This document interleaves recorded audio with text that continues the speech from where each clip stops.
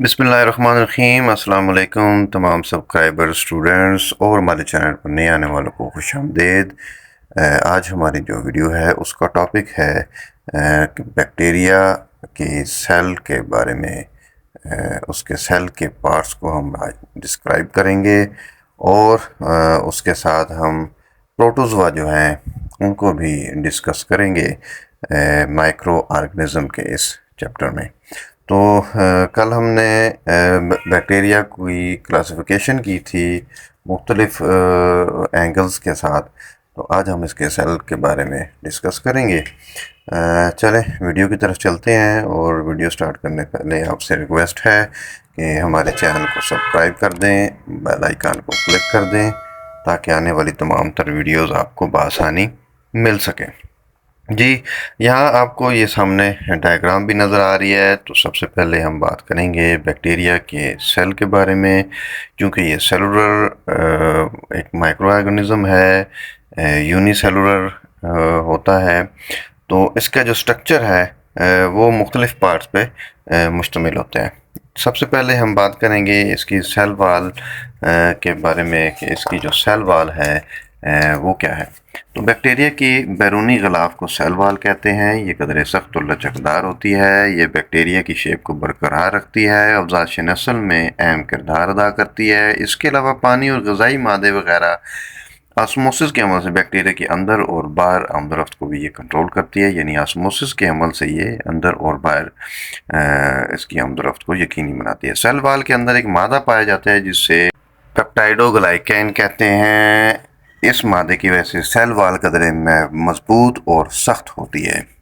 ये cell wall के outer membrane और साइटोप्लाज्मिक मेम्ब्रेन के दरमियान पेरीप्लाज्मिक स्पेस होती है, उसमें ये पेप्टाइडोग्लाइकेन पाई जाती है। जी, ग्राम पॉजिटिव बैक्टीरिया की सेल वाल में पेप्टाइडोग्लाइकेन के अलावा टाइक्यू एसिड पाया जाता है। ग्राम नेगेटिव बैक्टीरिया की सेल वाल में पेप्टाइडोग्लाइकेन के अलावा एक जहरीला मादा भी पाया जाता है जिसे लिपोपॉलीसैकेराइड्स कहते हैं। सेल वाल की बुनियाद पर बैक्टीरिया को स्टेन करने के बाद दो ग्रुपों में तकसीम किया गया है।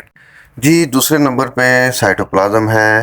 बैक्टीरिया के साइटोप्लाज्म में DNA, RNA, minerals, granules, enzymes, carbohydrates और फैट्स पाए जाते हैं। इसके अलावा कुछ बैक्टीरिया में प्लाज्माइड भी पाए जाते हैं।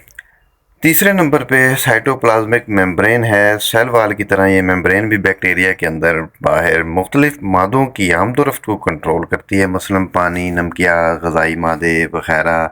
ये मेम्ब्रेन लिपोप्रोटीन से बनी होती है। इसके अलावा इस मेम्ब्रेन से हाइड्रोलाइटिक एंजाइम भी खारिज होते हैं। इसके बाद नेक्स्ट इसका पार्ट है फ्लैजेला।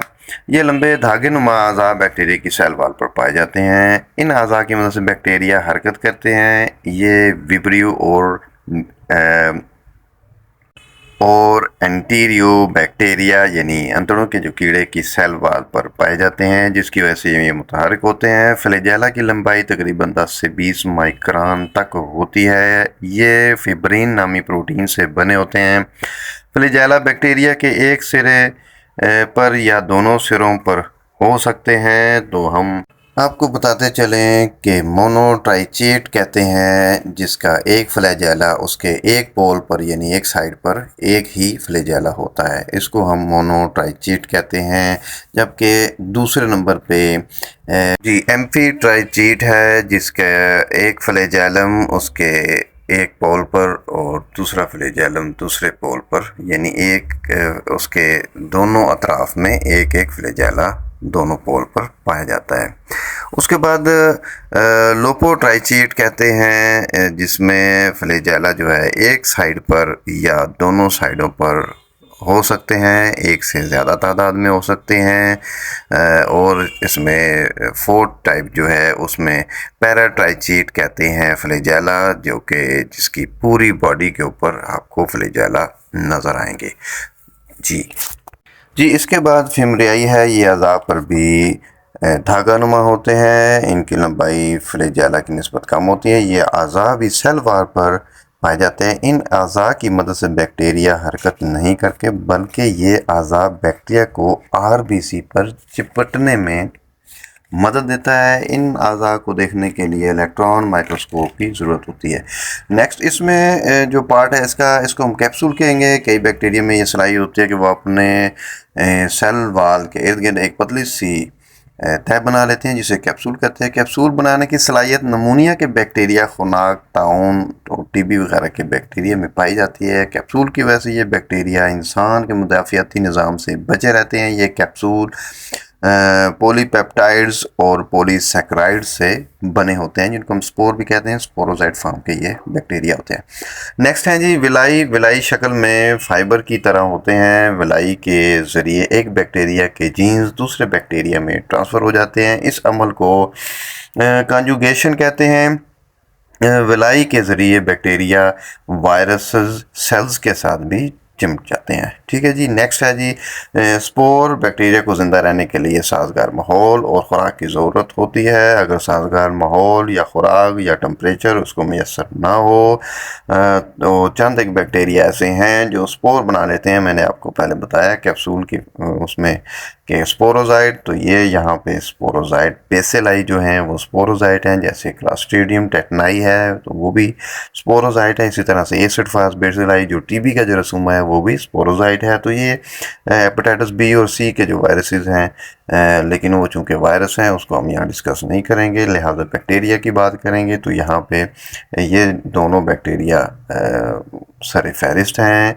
ये अपने गिर्द स्पोर बना लेते हैं और ये इनका जो इतना सख्त स्पोर होता है कि ये अगर हम इसको तोड़ना चाहें, इसको तलफ करना चाहें तो फिर हमें ऑटोक्लेविंग करनी पड़ती है, हाई टेम्परेचर चाहिए होता है। ठीक है जी। तो इस खोल के अंदर इस खोल को स्पोर कहते हैं। स्पोर की वजह से बैक्टीरिया काफ़ी अरसे तक ज़िंदा रहते हैं और जब इन्हें साजगार माहौल मैसर आता है तो ये स्पोर को तोड़ के ऑटोमेटिकली उससे बाहर आ जाते हैं और अपनी बाइनरी फिशिंग की अमल से अफजाइश करना शुरू कर देते हैं।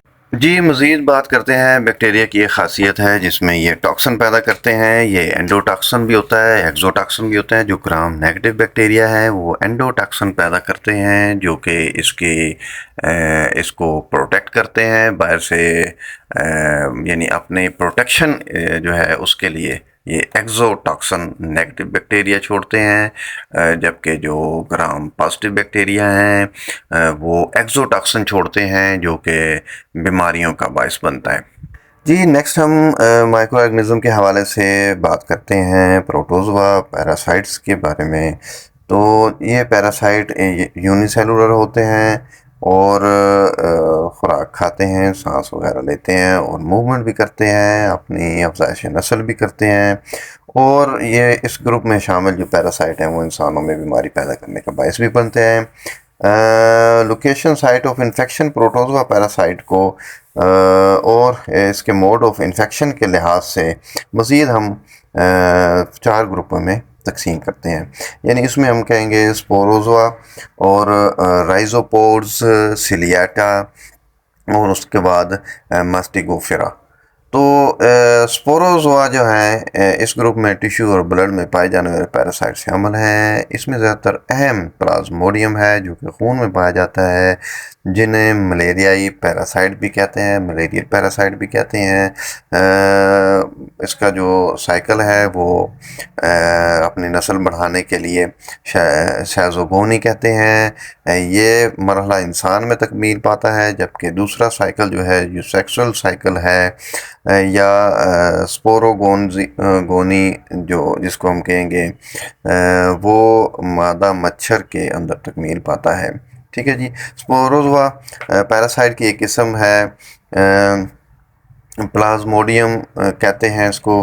प्लाज्मोडियम के मज़ीद अक़साम हैं जिसमें 4 अक़साम हैं। प्लाज्मोडियम बाइवेक्स है, प्लाज्मोडियम फैल्सिपरम है, प्लाज्मोडियम मलेरियाई है और प्लाज्मोडियम ओवेल है। इनमें से पहली 2 अक़साम यानी प्लाज्मोडियम बाइवेक्स और फैल्सिपरम जो ज़्यादा ख़तरनाक है, ये आगे हम पैरासाइटोलॉजी में जाके ब्लड पैरासाइट में हम इसको तफसील से डिस्कस करेंगे, ब्लड पैरासाइट के उसमें। तो नेक्स्ट जो है वो राइजोपोड्स हैं। इस ग्रुप में शामिल पैरासाइट को अमीबा कहते हैं। ये पैरासाइट इसके साइटोप्लाज्म मज़ीद एंडोप्लाज्म और एक्टोप्लाज्म पर मुश्तमिल होता है। ये पैरासाइट साइटोप्लाज्म के बाहर की तरफ पुश करते हैं। साइटोप्लाज्म को जब पुश करते हैं तो वहाँ पे इसके सोडोपोर्स होते हैं, हरकत करते हैं, उससे मूवमेंट, सोडोपोर्स में हरकत होती है और सोडोपोडिया की मदद से ये मूवमेंट करते हैं। जब ये एक्टोप्लाज्म को बाहर की तरफ पुश करते हैं तो एंडोप्लाज्म एक्टोप्लाज्म के अंदर चला जाता है। इस तरह ये हरकत करते हैं। ये अपनी अफजाइश नस्ल बाइनरी फिशिंग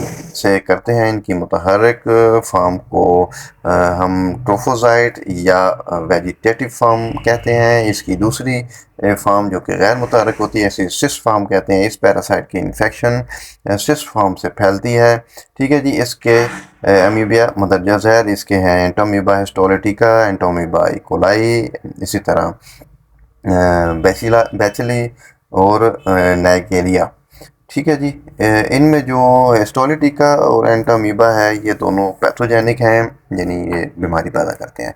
नेक्स्ट बात करते हैं सिलियाटा की। इस ग्रुप में शामिल पैरासाइट की बॉडी के ऊपर छोटे धागानुमा अज़ा पाए जाते हैं जिन्हें सिलियाटा कहते हैं। ये इस ग्रुप में शामिल पैरासाइट सिलियाटा की मदद से हरकत करते हैं। शक्ल में तकरीबन गोल होते हैं। इनके अंदर दो न्यूक्लियस पाए जाते हैं। एक न्यूक्लियस का साइज छोटा जबकि दूसरे का साइज बड़ा होता है। छोटे न्यूक्लियस को माइक्रो न्यूक्लियस जबकि बड़े को मैक्रो न्यूक्लियस कहते हैं। इस ग्रुप का एक मेंबर जो बीमारी का बायस बनता है इसे ब्लैंटेडियम कोलाई कहते हैं। इसकी सिस्ट फार्म इंसान में मुंतकिल होकर बीमारी को बायस बनती है। जो इसकी चौथी कंडीशन है मेस्टोगोफरा गोफोरा। इस ग्रुप में शामिल कुछ पैरासाइट ब्लड में पाए जाते हैं, मसलन लिशमेनिया और ट्रोफोजोम्स वगैरह, जबकि कुछ पैरासाइट यूजीटी यानी यूरोजेंटियल ट्रैक मसलन जार्डिया जो है वो लैम्बलिया जॉर्डिया लैम्बलिया पैरासाइट जीआईटी में पाया जाता है, जबकि ट्राइकोमोनास नामी पैरासाइट यूजीटी में पाया जाता है। इस ग्रुप के पैरासाइट ज़्यादातर फ्लैजेला की मदद से मूवमेंट करते हैं। ठीक है जी। तो ये था आज हमारा इंट्रोडक्शन, ये कंप्लीट हो चुका। उम्मीद है आपको वीडियो पसंद आई होगी। वीडियो पसंद आने की सूरत में लाइक ज़रूर करें। अगर कोई क्वेश्चन है तो उसको कमेंट ज़रूर करें। वीडियो मुकम्मल देखने का बहुत शुक्रिया। हमारे चैनल को सब्सक्राइब कर दें। अपना ख्याल रखें। अल्लाह हाफिज़।